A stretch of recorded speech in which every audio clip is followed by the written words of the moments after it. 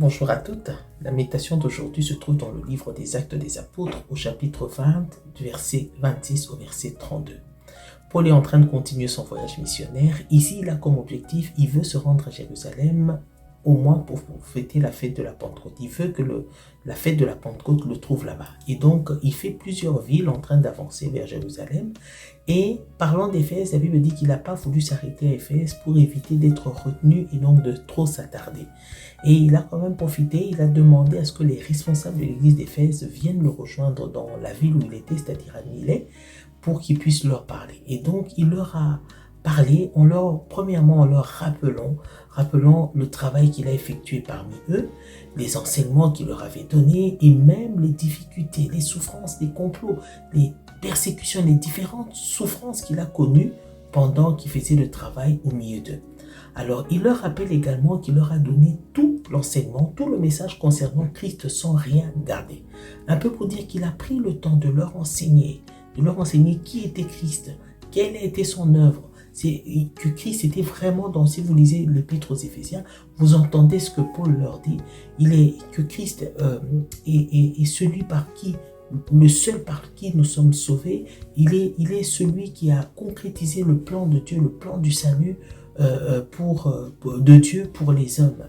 Et il dit qu'il leur a tout dit, en sorte que si jamais ils se détournent de ce qu'ils ont entendu, ils ne peuvent pas reprocher quoi que ce soit à Paul. Paul dit, je ne serai pas responsable de votre sang, parce que je vous aurai tout dit, je vous aurai tout enseigné. Ensuite, il avertit les responsables en leur disant, prenez garde d'abord à vous-même. Et nous savons tous ce que Paul a dit, par exemple, dans l'épître à Timothée, les différentes recommandations qu'il a faites des évêques, de toutes les personnes qui sont responsables, qui ont une charge dans l'église. Ils doivent être époux d'une seule femme, ils doivent savoir tenir leurs enfants, doivent être des personnes sobres et tout ça. Et il dit donc, prenez garde à vous-même d'abord. Ensuite, prenez garde au troupeau de Dieu qui est au fait son église. Et il précise, parce que ce troupeau-là, cette église-là, Christ s'est acquise au prix de son sang. Il leur rappelle la valeur.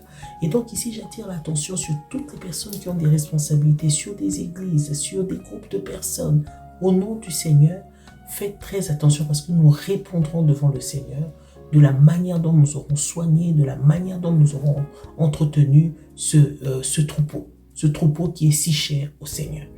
Ensuite, Paul prend aussi la peine de les avertir qu'ils doivent faire attention parce qu'il va s'élever très certainement au milieu d'eux, mais également de l'extérieur de l'Église, des personnes qui viendront avec des mauvaises doctrines, des doctrines perverties pour pouvoir attirer les gens vers eux et les égarer de la saine doctrine.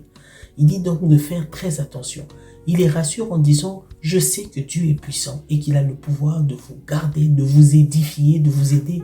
Nous, on a fait un travail, mais le Seigneur a le pouvoir de continuer ce travail, de vous élever, de vous édifier, de parfaire ce que nous avons donné. Mais il dit, attention quand même, parce que ces gens-là vont s'élever. Et donc ici, j'aimerais aussi attirer notre attention, parce que cette prophétie s'est accomplie. Nous sommes dans la période où on entend beaucoup d'enseignements sur Internet, dans les différents réseaux sociaux, des enseignements qui égarent. Donc, j'attire notre attention sur cela. Alors, pour savoir ce qui est faux, pour reconnaître le faux, il faut connaître le vrai. Je nous encourage à lire la Bible, à connaître la Bible, à suivre les enseignements de la parole de Dieu dans nos églises locales où nous sommes. Que le Seigneur nous bénisse.